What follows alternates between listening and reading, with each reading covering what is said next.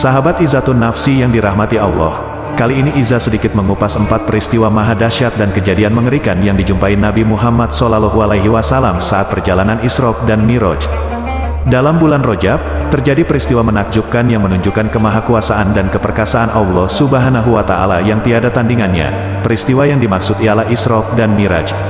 Peristiwa maha dahsyat ini tertera dalam Al-Quran Surat Al-Isra ayat 1. Subhanalladzi asra bi'abdihi laylan minal masjidil haram ilal masjidil aqsa alladzi barakna hawlahu linuriyahu min ayatina innahu huwas sami'ul basir. Maha suci, Allah yang telah memperjalankan hambanya, Muhammad, pada malam hari dari Masjidil Haram ke Masjidil Aqsa yang telah kami berkahi sekelilingnya agar kami perlihatkan kepadanya sebagian tanda-tanda kebesaran kami. Sesungguhnya Dia maha mendengar, maha melihat. Peristiwa Isra dan Miraj ini terjadi pada 27 Rajab. Atas peristiwa ini, umat Islam di dunia selalu memperingati setiap tahunnya. Selain itu, dalam kisah ini terkandung beberapa peristiwa yang menakjubkan yang jarang orang tahu perihal detailnya, seperti pembedahan dada Nabi, kendaraan secepat kilat, burak menembus lintas langit dan perintah langsung salat 5 waktu tanpa perantara malaikat Jibril. Rasulullah SAW sepanjang hidupnya mengalami 4 kali pembedahan di dadanya. Hal ini dilakukan sendiri oleh malaikat Jibril. Pertama, ketika Nabi Muhammad SAW masih berusia 4 tahun. Waktu itu beliau masih tinggal bersama ibu susunya Halimah As-Sadiyah. Kedua, saat usianya menginjak 10 tahun. Pembelahan ini berkaitan dengan usia beliau yang mendekati taklif, mukalaf, agar tumbuh menjadi pemuda yang sempurna. Ketiga, saat Nabi Muhammad menerima wahyu yang pertama kali dan diangkat menjadi nabi. Hikmah di balik pembelahan ini agar Nabi Muhammad mampu menerima cahaya wahyu dengan hati bersih dan jernih. Keempat, ketika peristiwa Isra Miraj, hal ini sesuai dengan salah satu hadits Nabi SAW berikut ini.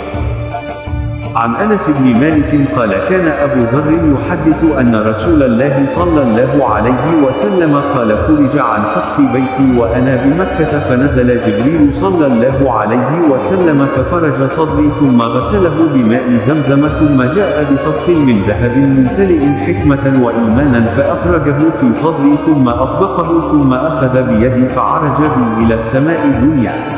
Dari Anas bin Malik radhiyallahu anhu berkata, Abu Dzar radhiyallahu anhu menceritakan bahwa Rasulullah shallallahu alaihi wasallam bersabda, saat aku di Makkah atap rumahku terbuka, tiba-tiba datang malaikat Jibril alaihi salam, lalu dia membelah dadaku kemudian mencucinya dengan menggunakan air zam-zam, dibawanya pula bejana terbuat dari emas berisi hikmah dan iman, lalu dituangnya ke dalam dadaku dan menutupnya kembali, lalu dia memegang tanganku dan membawaku menuju langit dunia. Kendaraan yang larinya secepat cahaya atau kilat secara etimologi. Berdasarkan pendapat para ahli bahasa, kata burak merupakan turunan dari kata barik, yang artinya kilauan atau cahaya. Ada pula yang menyebut burak itu berasal dari kata bark yang artinya kilat. Terlepas dari perbedaan asal-muasal kata burak ini, namun semuanya menunjukkan bahwa kendaraan yang dipakai Nabi SAW sewaktu Isra dan Miraj mampu berlari secepat kilat atau secepat cahaya. Berdasarkan keterangan dari beberapa hadis Nabi SAW, burak merupakan jenis hewan berwarna putih yang ciri-cirinya yaitu tunggangan lebih tinggi dari keledai dan lebih rendah dari bagal, peranakan hasil perkawinan antara kuda dengan keledai. Ciri lainnya yakni langkah kakinya sejauh ujung pandangan, sehingga kecepatan larinya dalam satu hentakan itu sejauh mata memandang. Kemudian, bisa diikat sebagaimana layaknya hewan tunggangan, namun perihal jenis kelaminnya, laki-laki atau perempuan, bersayap, dan lain sebagainya tidak ada keterangan yang jelas.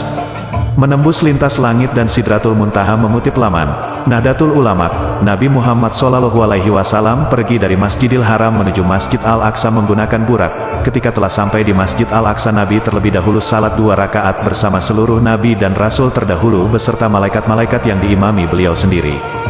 Ketika telah selesai, Nabi Muhammad SAW diajak naik oleh malaikat Jibril ke langit pertama. Di sana beliau disambut manusia pertama yaitu Nabi Adam alaihi salam. Beliau mengucapkan salam kepada Nabi dan malaikat Jibril. Di langit kedua Rasulullah Muhammad SAW disambut oleh Nabi Yahya dan Nabi Isa alaihi salam. Sedangkan di langit ketiga Nabi SAW disambut Nabi Yusuf alaihi salam. Selanjutnya di langit keempat Rasulullah Muhammad SAW disambut manusia yang pertama kali menulis menggunakan pena dan menjahit pakaian yaitu Nabi Idris alaihi salam. Di langit kelima Rasulullah Shallallahu Alaihi Wasallam disambut oleh Nabi Harun alaihi salam. Di langit keenam beliau disambut oleh Nabi Musa alaihi salam. Dan di langit ketujuh beliau disambut oleh Nabi Ibrahim alaihi salam yang sedang bersandar di Baitul Ma'mur, suatu tempat di langit ketujuh yang setiap harinya dimasuki oleh 70.000 malaikat. Ketika telah sampai di langit ketujuh, Nabi Shallallahu Alaihi Wasallam ingin naik satu tingkatan langit lagi, akan tetapi malaikat Jibril tidak bisa mengantarkan lebih dari batasan itu karena nantinya ia akan terbakar oleh nurnya Allah Subhanahu Wa Taala yang sangat terang. Lalu naiklah Nabi Muhammad ke Sidratul Muntaha dan di sanalah Allah Subhanahu Wa Taala mewajibkan sholat 50 waktu dalam sehari semalam kepada umat Muhammad Shallallahu Alaihi Wasallam. Sidratul Muntaha adalah sebuah pohon besar yang berada di langit ketujuh. Ia adalah pemisah, disebut Muntaha, akhir, karena ia merupakan batas akhir dari sebuah perjalanan. Tidak ada satu makhluk pun yang pernah melewatinya kecuali Rasulullah Shallallahu Alaihi Wasallam. Perintah langsung salat 5 waktu tanpa perantara Jibril. Puncak dari peristiwa Isra dan Miraj yakni perintah salat 5 waktu. Sebelumnya perintah salat bagi umat Rasulullah Shallallahu Alaihi Wasallam sebanyak 50 rakaat. Yang menakjubkan dari risalah salat 5 waktu ini yakni Allah Subhanahu Wa Taala memanggil langsung untuk bertemu dengannya, tidak sebagaimana risalah-risalah yang lain. Sehingga karena begitu pentingnya salat ini untuk menyampaikan risalah ini, Allah Subhanahu Wa Taala tidak melalui perantara malaikat Jibril. Awalnya perintah salat bukan hanya 5 waktu, melainkan 50 waktu dalam sehari semalam. Akan tetapi, hal ini diperingatkan oleh Nabi Musa alaihi salam untuk memohon keringanan kepada Allah Subhanahu Wa Taala. Hal ini menjadi pertimbangan akan kemampuan umat Nabi Muhammad Shallallahu Alaihi Wasallam.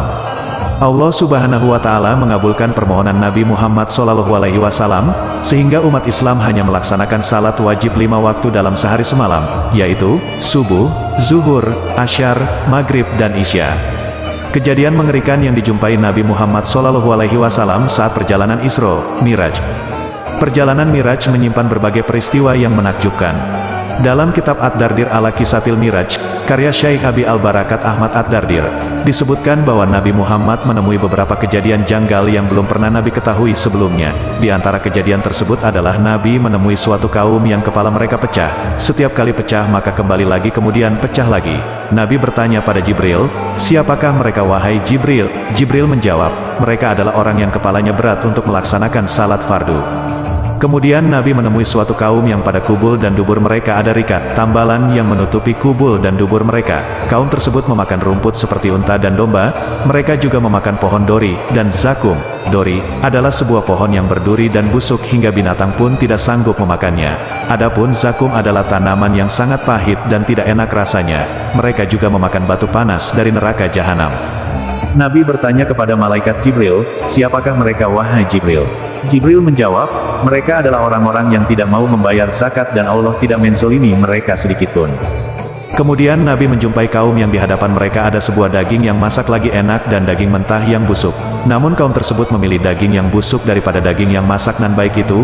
Nabi bertanya pada Jibril, "Siapakah itu wahai Jibril?" Jibril menjawab, "Itu adalah gambaran orang-orang yang sudah mempunyai pasangan namun memilih selingkuh dengan orang lain." Kemudian Nabi menemui sebuah kayu yang ada di jalan. Setiap orang yang berjalan melewati kayu tersebut akan terbakar pakaian dan tubuhnya. Nabi bertanya pada Jibril, "Ada apa ini wahai Jibril?"